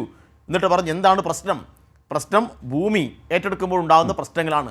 കേരളത്തിൻ്റെ ജനസാന്ദ്രതയും കാര്യങ്ങളൊക്കെ വെച്ച് നോക്കുമ്പോൾ ചില പ്രശ്നങ്ങളുണ്ടാവും, സ്വാഭാവികമാണ്. ഭൂമി അങ്ങനെ യഥേഷ്ടം വിട്ടുകൊടുക്കാനുള്ള മനസ്സ് ജനങ്ങൾക്കില്ല. എങ്ങനെ പരിഹരിക്കാൻ വേണ്ടി കഴിയും? ഉത്തരവാദിത്തപ്പെട്ട ഗവൺമെൻറ് ആലോചിച്ചു. ജനങ്ങൾക്ക് ആവശ്യമായ പണം കൊടുത്ത് പ്രശ്നം പരിഹരിക്കാം. സംസ്ഥാനത്തിൻ്റെ ഫണ്ടെടുത്ത് കൊടുത്തു. ഈ രാജ്യത്ത് ആദ്യമായിട്ടല്ലേ ഒരു സംസ്ഥാനം ദേശീയപാത അതോറിറ്റിയുടെ ഭാഗമായി നടപ്പാക്കേണ്ട ഒരു പദ്ധതിക്ക് സംസ്ഥാന ഗവൺമെൻറ് പണം കൊടുക്കുന്നത്? 5580 കോടി കൊടുത്തു. അത് കൈരേഖ കൊണ്ട് കൊടുത്താണോ? അങ്ങനെ കൊടുത്തിട്ടുണ്ടെങ്കിൽ ഈ പദ്ധതിയുടെ നടപ്പാവുമോ? അത് കൈരേഖയാണോ? സമ്പൂർണ്ണ വൈദ്യുതീകരണം, ഭവന വൈദ്യുതീകരണം ഈ രാജ്യത്ത് വസന്ത് സിരേക്കിൻ്റെ പാർട്ടി ഭരിക്കുന്ന മറ്റ് ഒരുപാട് സംസ്ഥാനങ്ങളുണ്ടല്ലോ. ഏതെങ്കിലും ഒരു സംസ്ഥാനത്ത് സമ്പൂർണ്ണ ഭവന വൈദ്യുതീകരണം നടപ്പാക്കിയിട്ടുണ്ടോ? ഉണ്ടെങ്കിൽ വസന്ത് സിരേക്ക് പറ. അല്ലെങ്കിൽ കേരളത്തെ നടപ്പാക്കിയിട്ടില്ല, അത് ഒരു കള്ളരേഖയാണ് എന്നുണ്ടെങ്കിൽ ആ രേഖ നിങ്ങൾ അവതരിപ്പിക്ക്. പിന്നെ ഗവൺമെൻറ് സ്കൂളുകൾ ആധുനികവൽക്കരിക്കാൻ വേണ്ടിയിട്ട് പദ്ധതികൾ കൊണ്ടുവന്നു. ഗവൺമെൻറ് സ്കൂൾ തന്നെ വേണ്ട എന്നല്ലേ നിങ്ങളുടെ അഭിപ്രായം? നിങ്ങളുടെ ഉമ്മൻചാണ്ടിയും നിങ്ങളുടെ ആൻ്റണിയും ഭരിക്കുമ്പോഴാണല്ലോ ഇവിടെ കേരളത്തിൽ ലാഭകരമല്ല എന്ന് പറഞ്ഞ് സ്കൂളുകൾ അടച്ചുപൂട്ടാൻ വേണ്ടി തീരുമാനിച്ചത്. ഞാൻ വിശദീകരിക്കുന്നില്ല. ആ നയത്തിന് പകരം കേരളത്തിലെ പൊതുവിദ്യാലയം മെച്ചപ്പെടുത്താൻ വേണ്ടിയിട്ട് 3000 കോടി രൂപയുടെ ആധുനികവൽക്കരണം, അത് ഗവൺമെൻറ് സ്കൂളിൽ മാത്രം. ഇൻ്റർനെറ്റിന് ജനങ്ങളുടെ അവകാശമാണ് എന്ന് പ്രഖ്യാപിച്ച ഈ ഇന്ത്യയിലെ ഏക സംസ്ഥാനം, ആദ്യത്തെ സംസ്ഥാനം കേരളമല്ലേ? അത് കൈരേഖയാണോ? അത് ഇല്ലാത്തൊരു രേഖയെ അടിസ്ഥാനപ്പെടുത്തി പറയുന്നതാണോ?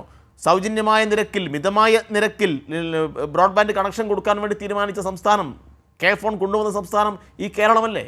അത് തെറ്റാണെന്ന് പറയാൻ, ഇല്ലാത്തൊരു കഥയാണെന്ന് പറയാൻ നിങ്ങൾക്ക് കഴിയുമോ?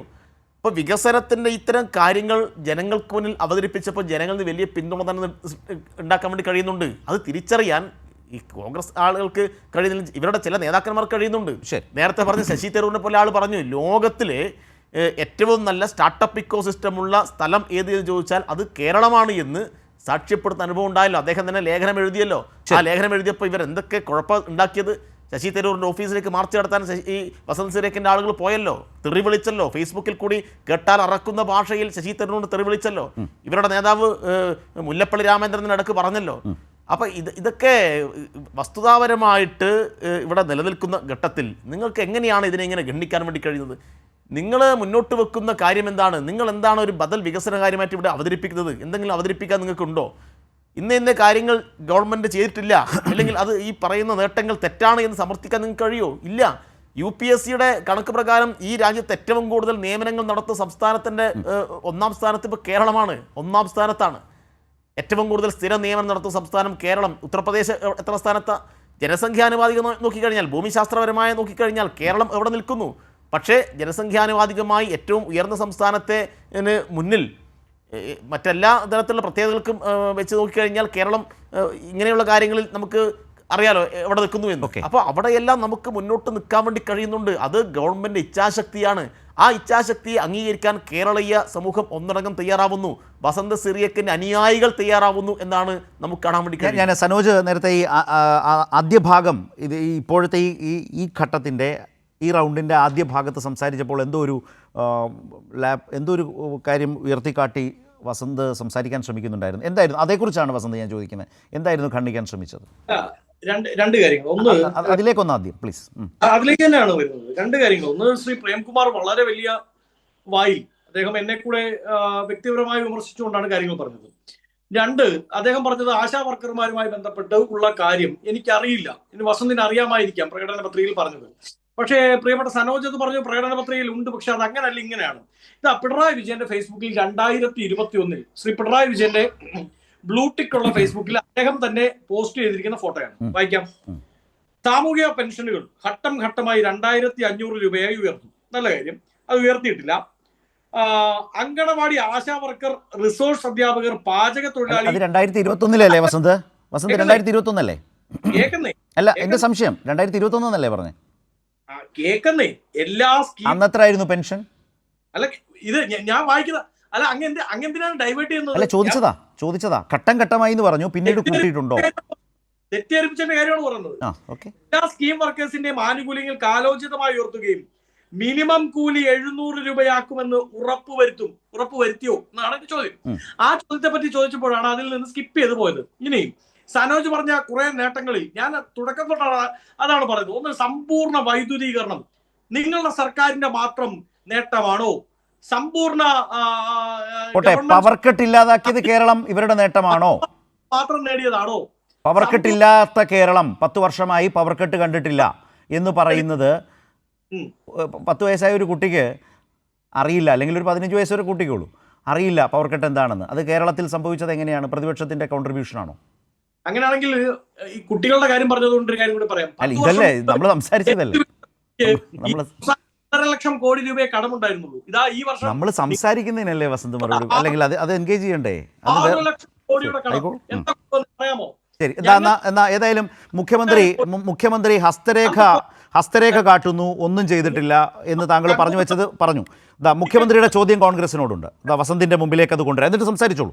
മുഖ്യമന്ത്രി ഇന്ന് ചോദിച്ചൊരു ഫ്രഷ് ക്വസ്റ്റ്യൻ എന്നിട്ട് അത് തരാം, വസന്തിലേക്ക് തരാം, ഒന്ന് കാണാം.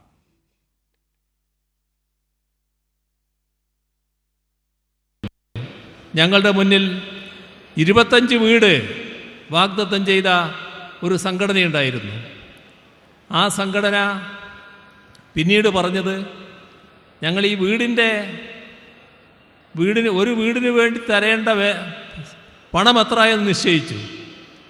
അത് 20 ലക്ഷമാണ്. ചിലപ്പോൾ 20 ലക്ഷത്തിലധികമാകാം, 20 ലക്ഷത്തിൽ കുറവാകാം. പക്ഷേ 20 ലക്ഷം രൂപ ഒരാൾ തരിക, അതിന് അവരൊരു വീട് സംഭാവന ചെയ്തു എന്ന് കണക്കാക്കും. ഇതാണ് സർക്കാർ വ്യക്തമാക്കിയത്. അങ്ങനെ വന്നപ്പോൾ ആ 25 വീട് നേരത്തെ ഓഫർ ചെയ്ത സംഘടന സമാഹരിച്ച പണമുണ്ട്. ആ പണം 25 വീടിനല്ല 100 വീടിന് തികയുമെന്ന് കണ്ടു. ആ സംഘടന DYFI ആയിരുന്നു. DYFI ആ പണം ഞങ്ങളെ ഏൽപ്പിച്ചു. ഇപ്പോൾ 100 വീട് നിർമ്മിക്കാനുള്ള പണം സർക്കാരിൻ്റെ കയ്യിൽ DYFI ഏൽപ്പിച്ചിരിക്കുന്നു.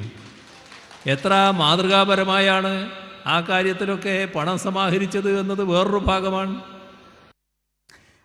അവിടെ മുഖ്യമന്ത്രി ചോദിച്ചൊരു ചോദ്യമുണ്ട്. കോൺഗ്രസ് നിർമ്മിച്ച്, വയനാടിൻ്റെ പശ്ചാത്തലത്തിലാണ് ആ സംസാരം, കോൺഗ്രസ് നിർമ്മിച്ച്, ഇപ്പോൾ DYFIയെ കുറിച്ചുള്ളൊരു അനുഭവം അദ്ദേഹം പറഞ്ഞല്ലോ, കോൺഗ്രസ് നിർമ്മിച്ച് നൽകാമെന്ന് വാഗ്ദാനം ചെയ്ത 100 വീടുകളുടെ കാര്യം എന്തായി?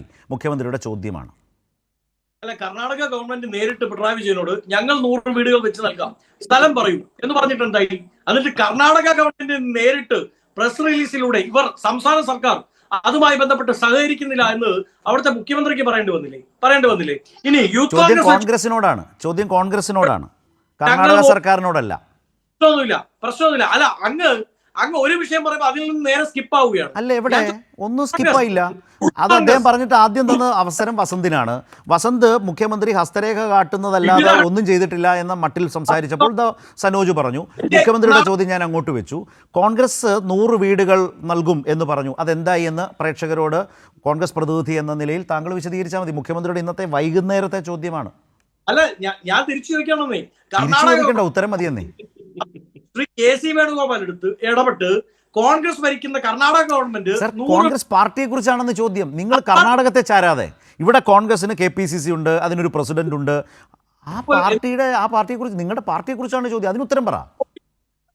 ശ്രീ ശാരദ് അങ്ങനെ നമ്മൾ വെറുതെ മുഖ്യമന്ത്രിയുടെ ചോദ്യം, സ്പെസിഫിക് ക്വസ്റ്റ്യൻ, കോൺഗ്രസ് വയനാട്ടിൽ വാഗ്ദാനം ചെയ്ത 100 വീടുകളുടെ കാര്യം എന്തായി? നൽകിയില്ല എന്ന് പോലും അദ്ദേഹം പറഞ്ഞിട്ടില്ല. നിങ്ങൾ എവിടം വരെ എത്തിയെന്നേ ചോദിച്ചുള്ളൂ. അപ്പൊ ഞാൻ തിരിച്ചു ചോദിക്കണമെന്നേ, എന്തുകൊണ്ടാണ് ഞങ്ങൾ ഇടപെട്ട് കർണാടക ഗവൺമെന്റിനെ കൊണ്ട് 100 വീട് പഠിപ്പിക്കാമെന്ന് പറയുമ്പോൾ അങ്ങനെയാണോ? Yes, clear. നിങ്ങൾ ഉദ്ദേശിച്ചത് കർണാടക സർക്കാരിനെ കൊണ്ട് കോൺഗ്രസിന് വേണ്ടി 100 വീട് ചെയ്യിക്കാം എന്നാണോ? അല്ല, പിന്നെ ഞാൻ ചോദിക്കുന്നതിന് അങ്ങ് ഉത്തരമില്ലല്ലോ. ഞാനിങ്ങനെ ഉത്തരം പറയും. എന്റെ ചോദ്യമല്ല സർ, എന്റെ ചോദ്യമല്ല. നിങ്ങളൊക്കെയാണ് ഉത്തരം പറയേണ്ടത്. ഞങ്ങളൊക്കെ അത് കേൾക്കാനിരിക്കുന്ന മനുഷ്യരല്ലേ. മുഖ്യമന്ത്രി കോൺഗ്രസിനോട് ഇങ്ങനെ ചോദിക്കുന്നു, കോൺഗ്രസ് പ്രതിനിധി ഈ ചർച്ചയിൽ എന്താണ് അതിന് മറുപടി പറയുക? ആളുകൾ കാത്തിരിക്കുകയല്ലേ, പറഞ്ഞാൽ മതി. അപ്പോഴാണ് എൻ്റെ സംശയം, കർണാടക സർക്കാരിനെ കൊണ്ടാണോ ആ വീട് ചെയ്യിക്കാൻ നിങ്ങൾ ആഗ്രഹിച്ചത്, തീരുമാനിച്ചത്? ഇപ്പം അങ്ങനോടൊരു കൺഫ്യൂഷൻ വന്നിട്ടുണ്ട് വസന്ത് പറഞ്ഞപ്പോൾ. കർണാടക ഗവൺമെന്റിന്റെ കാര്യം ഞാൻ പറഞ്ഞത് ശ്രീ KC വേണുഗോപാൽ ഇടപെട്ട് ചെയ്യാം എന്ന് പറഞ്ഞു. ശരി, അത് മനസ്സിലായി. ഓക്കെ, അതവിടെ നിൽക്കട്ടെ. കാരണം അതിന് ഇനി മുഖ്യമന്ത്രിയാണ്. ഇപ്പൊ എനിക്ക് മറുപടി പറയാൻ പറ്റില്ല, നിങ്ങളുടെ ആക്ഷേപമുണ്ട്. കോൺഗ്രസിന്റെ 100 വീട് എവിടെ എത്തി? കാശ് പിരിച്ചു കഴിഞ്ഞോ? വീട് വെക്കാൻ തുടങ്ങിയോ? എപ്പോ തീരും? ഒരു ചോദ്യത്തിന്റെ ഉത്തരം അങ്ങേക്ക് ആവശ്യമില്ലെങ്കിൽ പിന്നെ എന്തിനാണ് ഞങ്ങൾ? പറഞ്ഞോളൂ, ഞാൻ കാത്തിരിക്കുക. ഇത്രയും കാലം നിങ്ങളുടെ പ്രശ്നം 1000 വീട് KPCCയുടെ എവിടെയാണെന്നുള്ളത്. അത് വേറെ കേസാ. KPCCയുടെ 1000 വീട് എവിടെ? ശരി, 1000 വീട് എവിടെ? 65 വീട് കൊടുത്തതിന്റെ ലിസ്റ്റ് കിട്ടും, അങ്ങ് പോയി പരിശോധിച്ചാൽ മതി. അല്ല, നിങ്ങളുടെ പാർട്ടിയുടെ കാര്യം നിങ്ങളല്ലേ പറയേണ്ടത് ജനങ്ങളോട്, ഞാനാണോ? പോലെ ആവില്ല, ഞങ്ങൾ അത് വെച്ചു കൊടുക്കുകയും ചെയ്യും. അതിന് പിണറായിയുടെ ഒത്താശയുടെ ആവശ്യം അല്ല. അപ്പൊ 100 വീടിന്റെ പ്ലാൻ എസ്റ്റിമേറ്റും ആയോ? വീടുകളുടെ പ്ലാൻ എസ്റ്റിമേറ്റും ആയോ? പുനരധിവാസം എവിടെ? കാലം എത്ര കഴിഞ്ഞു? കാണുന്നില്ലേ? അതുകൂടി പറയാമോ? എന്താ സംശയം? നമ്മുടെ മുമ്പിൽ നിൽക്കല്ലേ.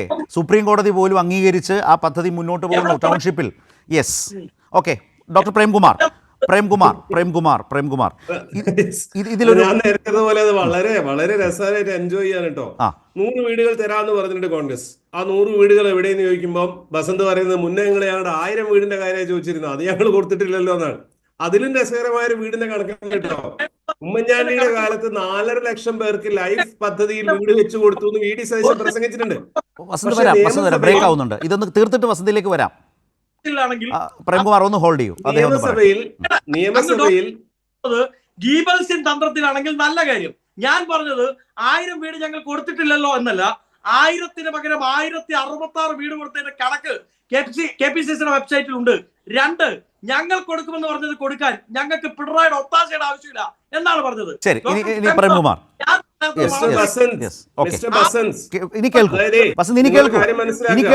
വിശദീകരണം വന്നല്ലോ, വസന്തിന്റെ വിശദീകരണം വന്നല്ലോ. പ്രേംകുമാർ പറയട്ടെ. നിലവിൽ കേരളത്തിന്റെ മുഖ്യമന്ത്രി പിണറായി വിജയനാണ്. പിണറായി വിജയന്റെയും കേരള സർക്കാരിന്റെയും സമ്മതമില്ലാതെ വയനാട്ടിൽ ദുരന്ത ബാധിതരായ ആൾക്കാർക്ക് വീട് വെച്ചു കൊടുക്കാൻ നിങ്ങൾ എന്ത് കടലാസ് വീടാണെങ്കിലും പറ്റില്ല. അതിന് സർക്കാരിന്റെ അനുമതി വേണം. ഒത്താശ വേണ്ടെന്ന് നിങ്ങളെ കോഴിക്കോട് DCC ഓഫീസിൽ പോയിട്ട് അടികൂടുമ്പോ അവിടുന്ന് പറഞ്ഞാൽ മതി. പൊതുസമൂഹത്തിനോട് പറയാൻ പറ്റില്ല, ഒരു കാരണവശാലും പറയാൻ പറ്റില്ല. ഗവൺമെന്റിന്റെ ഇൻവോൾവ്മെന്റോട് കൂടെ മാത്രമേ ചെയ്യാൻ പറ്റുള്ളൂ. അല്ല വസന്ത് നിങ്ങൾ ഞാൻ ഒരു കാര്യം പറയട്ടെ. നിങ്ങൾ രണ്ടുപേരും സൂമിലാണ്. വസന്ത് ഇങ്ങനെ ഇടയിൽ കയറി സംസാരിച്ചാൽ ഇത് കേൾക്കുന്നില്ല. വസന്ത്, ഞാൻ പറയുന്നൊന്ന് ശ്രദ്ധിക്കൂ. നിങ്ങൾക്കത് പറയാനുള്ള അവസരം ഞാൻ തരാം. നിങ്ങൾ ഇടയിൽ കയറി പറയുന്നത് കേൾക്കുന്നില്ല, ബ്രേക്ക് ആവുന്നുണ്ട്. വരാം. പ്രേംകുമാർ പൂർത്തിയാക്കൂ. താങ്കൾ പറഞ്ഞതിൽ നിന്നാണ് അദ്ദേഹം സംസാരിക്കുന്നത്. പ്രേംകുമാർ പൂർത്തിയാക്കൂ. അത് കേട്ടിട്ട് പറഞ്ഞോളൂ. 100-ന്റെയും 1000-ന്റെയും കണക്കിനേക്കാൾ വലിയതാണ്. ഞാൻ വി.ഡി. സതീശന്റെ പ്രസംഗം കേട്ടിരുന്നു. അതിനെപ്പറ്റി KG ബിജുവിന്റെ മനോഹരമായ ഒരു വീഡിയോ ഉണ്ടായിരുന്നു. ഉമ്മൻചാണ്ടിയുടെ കാലത്ത് 4.5 ലക്ഷം പേർക്ക് ലൈഫ് പദ്ധതിയിൽ വീട് വെച്ചു കൊടുത്തിരുന്നു എന്നുള്ളൊരു പ്രസംഗം. പക്ഷേ ഇതേ ഉമ്മൻചാണ്ടി നിയമസഭയിൽ കോടിയേരി ബാലകൃഷ്ണന്റെ ചോദ്യത്തിന് മറുപടി ആയിട്ട് പറഞ്ഞത് ഏകദേശം 50,000 കൂടുതൽ വീടുകളാ വെച്ചു കൊടുത്തത് എന്നുള്ളതാണ്. നമ്മുടെ കാലത്ത് വി.ഡി. സതീശൻ പറഞ്ഞതെന്ന് വെച്ചാൽ നമ്മൾ 4.5 ലക്ഷം വീട് വെച്ചു കൊടുത്തിട്ടുണ്ട്, പക്ഷെ നമ്മൾ ആ വിവരം ആരോടും പറഞ്ഞിരുന്നില്ല എന്നുള്ളത്. ഒരിടത്തും അങ്ങനെ വീടുണ്ടായിരുന്നില്ല. 4.5 ലക്ഷത്തിന്റെ കടവ് പറയുന്ന ആളുകളോടാണ് ശരത്ത് വെറുതെ 100 വീടുകൾ എവിടെ എന്ന് ചോദിക്കുന്നത്. അത് പക്ഷേ അതിൽ കേരളത്തിൽ ആരെങ്കിലും കോൺഗ്രസിനെ കുറ്റം പറയുമെന്ന് ഞാൻ വിചാരിക്കുന്നില്ല കേട്ടോ. അത് ആരും സീരിയസ് ആയിട്ട് എടുത്തിട്ടുണ്ടാവില്ല. പിന്നെ മാത്രമല്ല ഡിവൈഎഫ്ഐനെ പോലെ ഇങ്ങനെ എന്താ പറയുക ആക്രി പെറുക്കിയിട്ടൊന്നും കാശുണ്ടാക്കുന്ന ആ ഒരു രീതിയും കോൺഗ്രസിന്റെ അതിൽ ഞങ്ങൾ സങ്കടപ്പെടേണ്ട ആവശ്യമില്ല. പിന്നെ ഇവർ പറയുന്നത് ശരിയാണ്. ഇതെല്ലാം പിണറായി വിജയൻ പാലാരിവട്ടം പാലം ഉദാഹരണത്തിന് LDF ഗവൺമെന്റ് ആണ് ഉണ്ടാക്കിയെന്ന് പറയുന്നതിന് അതൊരു പ്രശ്നമുണ്ടല്ലോ. പാലാരിവട്ടം പാലം ഉണ്ടാക്കിയത് UDF ഗവൺമെന്റ് ആണ്. അത് നിങ്ങൾ പൊളിച്ചിട്ട് പിണറായി വിജയൻ അത് പൊളിച്ചിട്ട് പിന്നെയും പാലം ഉണ്ടാക്കിയാൽ അത് പിണറായി വിജയന്റെ നേട്ടമാണെന്ന് പറഞ്ഞാൽ അവർക്ക് സമ്മതിക്കാൻ പറ്റില്ലല്ലോ. ഈ ആശാ വർക്കേഴ്സിന്റെ കാര്യത്തിൽ പരിഹാരം ഉണ്ടാവണമെന്ന് പറഞ്ഞിട്ട് കോൺഗ്രസിന്റെ കേരളത്തിലെ MP-മാർ കേന്ദ്ര ആരോഗ്യ വകുപ്പ് മന്ത്രിയെ കണ്ടിട്ടുണ്ടായിരുന്നു. തിരിച്ചിറങ്ങുമ്പോൾ പത്രക്കാര് MP-മാരോട് കൊടിക്കുന്നിൽ സുരേഷാണ് ഏറ്റവും മുന്നിൽ നിൽക്കുന്നത്. അദ്ദേഹത്തിനോട് ഒരു ചോദ്യം ചോദിച്ചു. അതായത് നിങ്ങൾ ഭരിക്കുന്ന സംസ്ഥാനങ്ങളിൽ നിങ്ങൾ പറയുന്നു കേരളത്തിൽ ഇപ്പൊ കൊടുക്കുന്ന ഓണറേറിയവും ഇൻസെന്റീവ് പോലും കുറവാണെന്ന്. നിങ്ങൾ ഭരിക്കുന്ന സംസ്ഥാനങ്ങളിൽ മിനിമം കേരളത്തിന്റെ അത്രയെങ്കിലും കൊടുക്കണം എന്നുള്ള ഒരു രാഷ്ട്രീയ തീരുമാനം എടുക്കുക എന്നുള്ളത് കൊടിക്കുന്നിൽ സുരേഷ് ബബ്ബ എന്ന് പറയായിരുന്നു. അതായത് ഇതിന്റെ അകത്ത് യാതൊരു ആത്മാർത്ഥതയില്ലാതെ പറയുകയാണ് ചെയ്യുന്നത്. ഞാൻ കണക്ക് പറയണോ? ഒരു ഡസൻ സംസ്ഥാനങ്ങളുടെ അയ്യോ വേണ്ട നിങ്ങളുടെ കയ്യിൽ വെച്ചാൽ മതി. നിങ്ങളുടെ കയ്യിൽ വെച്ചാൽ മതി. ഒഫീഷ്യൽ ഡോക്യുമെന്റിൽ ഒന്നുമില്ല. അതെല്ലാം കേരളത്തേക്കാൾ പിന്നിലാണ്. ശരി വസന്ത്, ഡോക്ടർ പൂർത്തിയാക്കൂ. പ്രേംകുമാർ ഒന്ന് പൂർത്തിയാക്കൂ. വസന്ത് ഞാൻ വരാം പ്ലീസ് ഒന്ന് തീർക്കട്ടെ. ഇങ്ങനെ പറയുന്നതിനോട് നമ്മളെ തർക്കിപ്പിക്കുക എന്നുള്ളതാണ് ഇതിന്റെ ഒരു വലിയ പ്രശ്നം. പിന്നെ ഈ കാര്യങ്ങൾ ജനങ്ങളെ വളരെ എഫിഷ്യന്റ് ആയിട്ട് അറിയിക്കേണ്ടതുണ്ട്. സർക്കാർ അതിൽ വേണ്ടത്ര ശ്രദ്ധ ചെലുത്തുന്നില്ല എന്ന് വിശ്വസിക്കുന്ന ഒരാളാണ് ഞാൻ. കാരണം 2021 കേരളം അല്ലെങ്കിൽ LDF ഗവൺമെന്റ് 2ാം വട്ടം പോകുമ്പോൾ നമ്മൾ അതിന്റെ മുന്നേ 2 ഭീകരമായ ക്രൈസിസുകളെ ഫേസ് ചെയ്തിട്ടുണ്ടായിരുന്നു. കോവിഡ് ആയിരുന്നാലും പ്രളയമായിരുന്നാലും. ഈ 5 വർഷക്കാലം 21 മുതൽ 26 വരെയുള്ള 5 വർഷക്കാലം ഡെവലപ്മെന്റ്സിന്റെ വികസനത്തിന്റെ വലിയൊരു വേലിയേറ്റമാണ് ഉണ്ടായിട്ടുള്ളത്. ഇത് ആളുകൾ അറിയിക്കാൻ വേണ്ട രീതിയിലുള്ള പ്രവർത്തനങ്ങൾ സർക്കാർ നടത്തില്ല. കാരണം ബസന്തിനെ പോലെയുള്ള ആളുകളും ഇവിടെയുള്ള 99% മെയിൻ സ്ട്രീം മീഡിയയും UDF-ഉം BJP-യും എല്ലാം കൂടെ ഈ കാര്യങ്ങളെ ജനങ്ങൾ അറിയുന്നതിൽ നിന്ന് തടഞ്ഞു നിർത്തുകയാണ് ചെയ്യുന്നത്.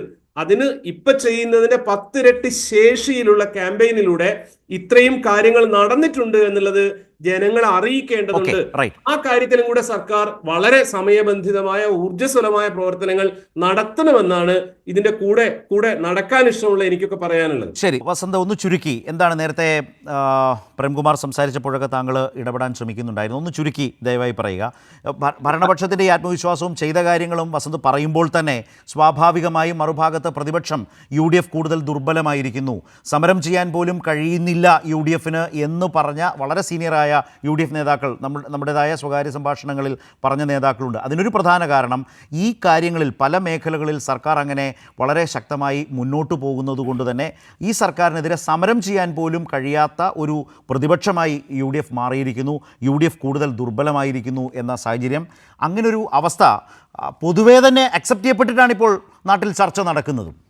അല്ല, ഞാൻ നേരത്തെ ഇടപെടാൻ കാര്യം നുണ പറയുന്നതിന് പ്രശ്നമില്ല, പക്ഷെ സത്യം എന്ന രൂപേണ നുണ അവതരിപ്പിക്കുമ്പോൾ ഗീബൽസിൻ തന്ത്രത്തിലാണോ അദ്ദേഹത്തിന് ഡോക്ടറേറ്റ് എന്നാണ് ഞാൻ ചോദിച്ചത്. രണ്ട് കാര്യങ്ങൾ. ഒന്ന്, അദ്ദേഹം പറഞ്ഞത് കൊടിക്കുന്നിൽ സുരേഷുമായി ബന്ധപ്പെട്ടാണ്. അദ്ദേഹത്തിന്റെ ആ ക്ലിപ്പ് ഉണ്ടെങ്കിൽ ഒന്ന് കാണിച്ചാൽ കൊള്ളാം. രണ്ട്, കേരളത്തിന്റെ അത്രയും തന്നെ ആശാ വർക്കർമാർക്ക് ഹോണറേറിയം കൊടുക്കുന്ന UDF ഭരിക്കുന്ന അല്ലെങ്കിൽ കോൺഗ്രസ് ഭരിക്കുന്ന സംസ്ഥാനമാണ് അദ്ദേഹം ചോദിച്ചത്. ഒന്ന് കർണാടകയാണ്. കർണാടകയിൽ കഴിഞ്ഞ മാസമാണ് ആശാ വർക്കർമാർ സമരം ചെയ്തത്, ഞങ്ങളുടെ സർക്കാരിനെതിരാണ്. എന്തായിരുന്നു അവർ സമരത്തിന്റെ ആവശ്യം എന്ന് ചോദിച്ചാൽ അത് ഇന്ത്യ ടുഡേ ഒക്കെ റിപ്പോർട്ട് ചെയ്തിട്ടുണ്ട്. ഞാൻ വേണമെങ്കിൽ ഞങ്ങൾക്ക് വാട്സപ്പിൽ അയച്ചു തരാം. 8,000 രൂപ നിലവിൽ അവർക്ക് ലഭിക്കുന്നുണ്ട്, അത് പോരാ, അത് 10,000 രൂപയാക്കണം എന്ന് പറഞ്ഞുകൊണ്ട് അവർ സമരം ചെയ്തു. ഗുണ്ടറാവു, അതായത് കർണാടകയിലെ ആരോഗ്യ വകുപ്പ് മന്ത്രി, നേരിട്ട് സമരപന്തലിൽ എത്തി പറഞ്ഞു അത് 10,000 ആക്കാൻ പറ്റില്ല, തൽക്കാലം സർക്കാർ അത് 9,000 ആക്കാം എന്ന് പറഞ്ഞ് ഗവൺമെന്റൽ ഡിസിഷൻ എടുത്തു. ഇനി അടുത്ത് തെലങ്കാനയാണ്. തെലങ്കാനയിൽ 7,500 രൂപ കൊടുക്കുന്നുണ്ട്, അവിടെയും സമരങ്ങൾ നടക്കുന്നുണ്ട്. അപ്പോൾ കേരളത്തിനൊപ്പമോ അതിൽ കൂടുതലോ കൊടുക്കുന്ന കോൺഗ്രസ് ഭരിക്കുന്ന സംസ്ഥാനങ്ങൾ ഏതാണ് എന്ന ചോദ്യത്തിന് അദ്ദേഹത്തിന്റെ ഉത്തരം അതാണ്. അദ്ദേഹം പറഞ്ഞത് സർക്കാർ ചെയ്യുന്ന കാര്യങ്ങൾക്ക് വേണ്ടി ഒരുപാട് PR എക്സസൈസ് ചെയ്യേണ്ടതായിട്ടുണ്ട്, വിഷമിക്കേണ്ട ശ്രീ ഡോക്ടർ പ്രേംകുമാർ.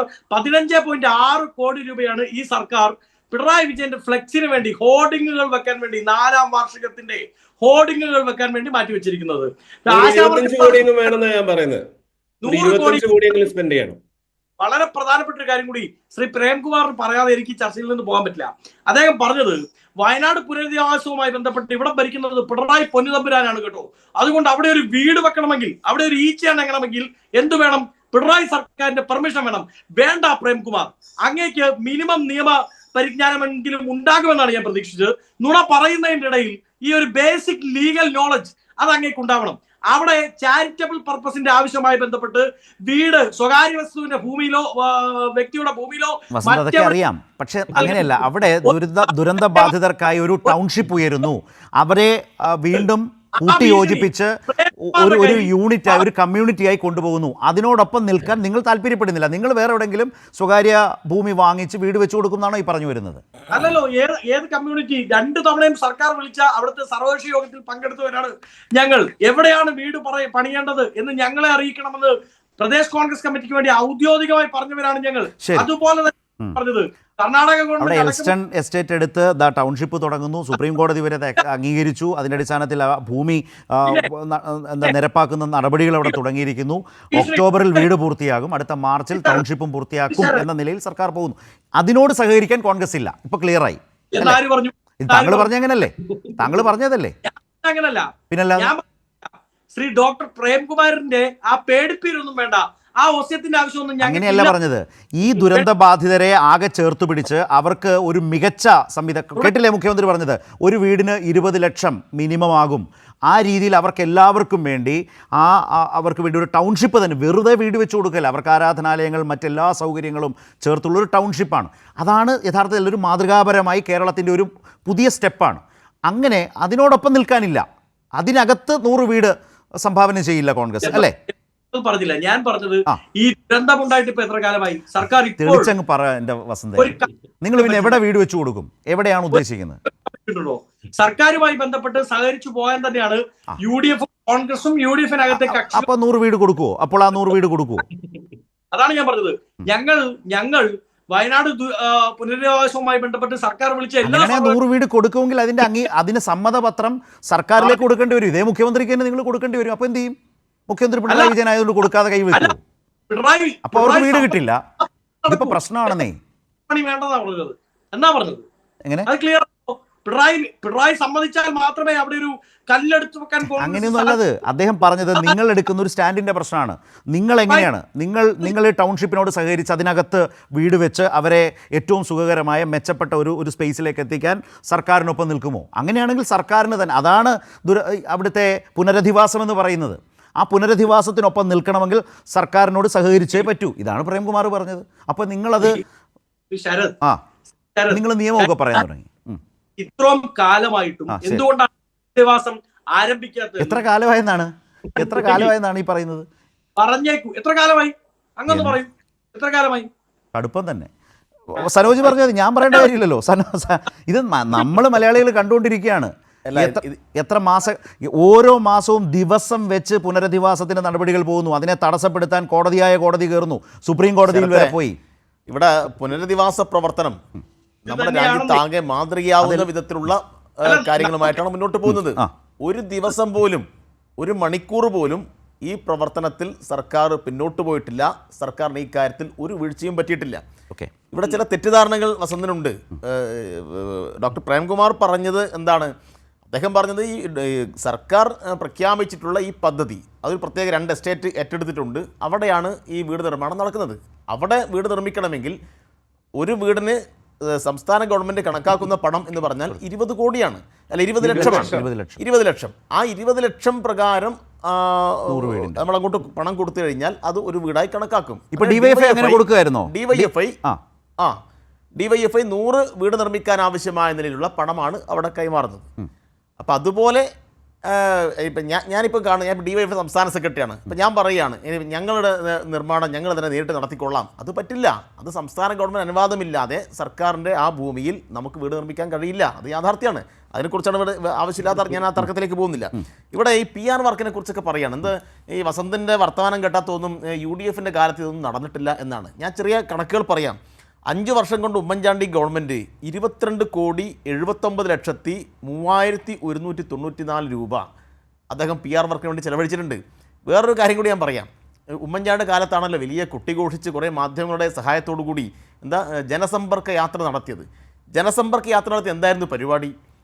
വികലാംഗരായിട്ടുള്ള ആളുകൾ, അല്ലേ, തെങ്ങിൽ നിന്ന് വീണ് നട്ടലിൽ പരിക്കുപറ്റിയിട്ടുള്ള ആളുകൾ, അവരെല്ലാം ആംബുലൻസിൽ ഈ ഉമ്മൻചാണ്ടി നിൽക്കുന്ന ഈ സ്ഥലത്തേക്ക് കൊണ്ടുപോവുകയാണ്. ഇപ്പോൾ ഒരു ജില്ലാ കേന്ദ്രത്തിലായിരിക്കും പരിപാടി. അപ്പോൾ 100 കണക്കിന് ആളുകളെ ആംബുലൻസിൽ, വീൽ ചെയറിൽ ഇങ്ങനെ കിടപ്പ് രോഗികളെല്ലാം എടുത്തിട്ട് ഉമ്മൻചാണ്ടി മുന്നിൽ ഇങ്ങനെ കൊണ്ട് കിടത്തും. ഉമ്മൻചാണ്ടി ഒരു വിദഗ്ധ ഡോക്ടറെ പോലെ ഇങ്ങനെ ഒന്ന് പരിശോധിച്ചിട്ട് എന്നാൽ പിന്നെ ഒരു 10,000, ഒരു 15,000 ഈ ജന്മിമാർ പണ്ട് ഇങ്ങനെ കൊടുക്കുന്ന പോലെ ഈ തുക അങ്ങ് പ്രഖ്യാപിക്കും. എന്നിട്ട് എത്ര കൊടുത്തത്? 5 വർഷം കൊണ്ട് 651 കോടി രൂപയാണ് ഉമ്മൻചാണ്ടി കൊടുത്തത്. ഉമ്മൻചാണ്ടി പണം 651 കോടി കൊടുക്കാൻ വേണ്ടിയിട്ട് PR വർക്ക് എന്ന് പറഞ്ഞാൽ ഉമ്മൻചാണ്ടി തൊടുന്ന ഫോട്ടോ, ഉമ്മൻചാണ്ടി കെട്ടിപ്പിടിക്കുന്ന ഫോട്ടോ, ഉമ്മൻചാണ്ടി ഇങ്ങനെ കുനിഞ്ഞ് നിൽക്കുന്ന ഫോട്ടോ, ഉമ്മൻചാണ്ടി ഇരിക്കുന്ന ഫോട്ടോ ഒക്കെ മാറി കൊടുത്തിട്ട് എല്ലാ പത്രത്തിലും, പ്രധാനപ്പെട്ട പത്രത്തിലെല്ലാം ഒന്നാമത്തെ പേരിൽ വാർത്ത കൊടുക്കും. 100 കോടിയാണ് ചിലവഴിച്ചത്, 100 കോടി. എന്നാൽ പിണറായി ഗവൺമെൻറ് ഈ കഴിഞ്ഞ 4 വർഷം, ഒന്നാമത്തെ 5 വർഷം വിട്ടേക്ക്, ഈ കഴിഞ്ഞ 4 വർഷത്തിനിടയിൽ 1231 കോടി രൂപ, 1 രൂപ പോലും PR ചെലവില്ലാതെ ഒരു ഫോട്ടോയും പിണറായി വിജയൻ ഇങ്ങനെ വരുത്താതെ 1231 കോടി കൊടുത്തു. കഴിഞ്ഞ 5 വർഷം കൊടുത്ത തുക വേറെയുണ്ട്. മനസ്സിലായില്ലേ?